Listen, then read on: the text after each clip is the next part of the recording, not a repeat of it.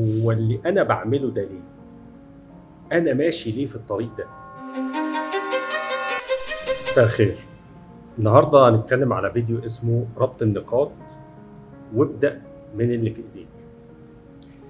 Connecting the dots, a journey from performance to alignment.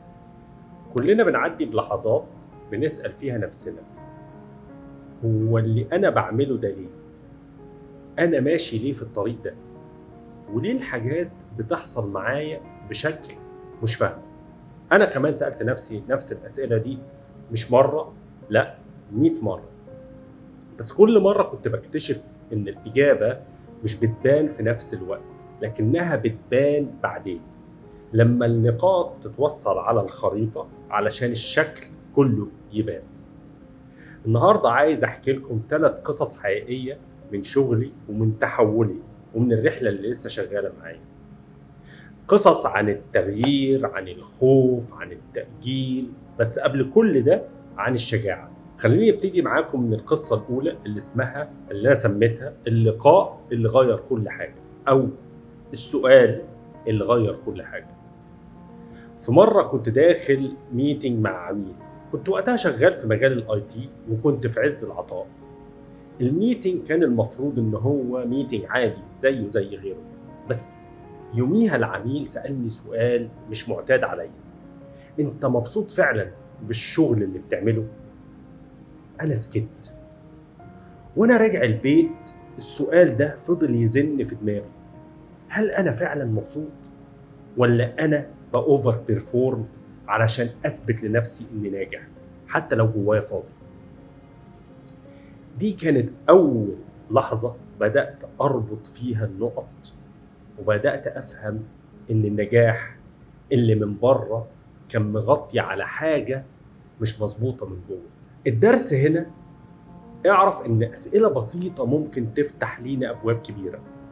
اسأل نفسك النهاردة: هل انا فعلا ماشي في طريقي، ولا في الطريق اللي انا متعود عليه؟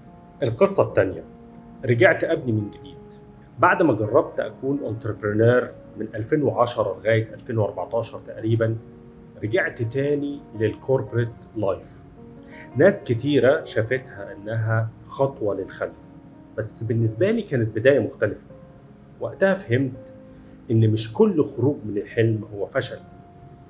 احيانا انت بتحتاج ترجع خطوة علشان تبني بعين اوعى. رجوعي ما كانش ضعف، كان قرار ناضج علشان اشتغل على نفسي بدل ما انا بشتغل على شغلي. وده اللي خلاني بعد سنين اكتشف ان رسالتي الحقيقية مش بس اني ابيع، لكني اساعد ناس تكتشف طاقتهم الداخلية وتعيش من جوه لبره.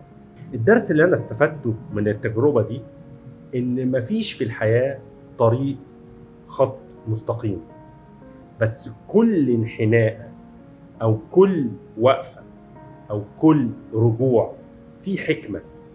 المهم اننا نفهم الرسالة مش شكلها فقط. القصة الثالثة: المكالمة اللي كانت ممكن تبوظ لي مستقبلي. من فترة تقريبا كان عندي فرصة كبيرة مع عميل مهم.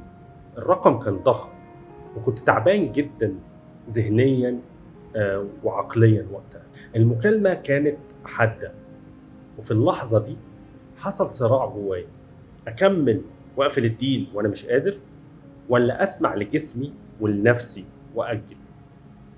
قررت أختار نفسي، وده كان أول مرة أحط نفسي قبل الأرقام. والغريب إني لما رجعت للعميل بعد 48 ساعة وأنا صافي الذهن، مش بس كسبت الديل، أنا كسبت احترامهم، وثقتي في نفسي زادت أضعاف. الدرس هنا: البوز مش ضعف، دي شجاعة. اللي يعرف يقول لأ يعرف يحمي الالاينمنت بتاعته، وده أهم من أي تارجت. في النهاية الرسالة لسه بتتكتب. اللي عايزك تطلع بيه من الفيديو ده: مش لازم تربط كل النقط دلوقتي، مش لازم تفهم الصورة الكاملة دلوقتي، بس لازم على الأقل ابدأ من الحاجة اللي في إيديك، اللي جواها البذرة اللي هتفتح لك الطريق كله. أنا مش جاي هنا أقول لك تمشي زيي، أنا جاي أقول لك إن إحساسك الداخلي دايما شايف أبعد منك، فمن فضلك صدقه، واوعى تسمع لصوت الطاقات السلبية. وكل ما تيجي تأجل أو تتوتر أو تشك، ارجع واسأل نفسك الأسئلة دي: هل ده الوقت اللي أسيب فيه الخوف يتحكم فيا، ولا ده الوقت اللي أختار إني أتحرك؟ الحركة مش دايما مريحة، بس الركود أكيد مؤلم. ابدأ النهاردة حتى لو مش شايف النتيجة، لأنك بعد سنة هتبص ورا وتقول دلوقتي فهمت.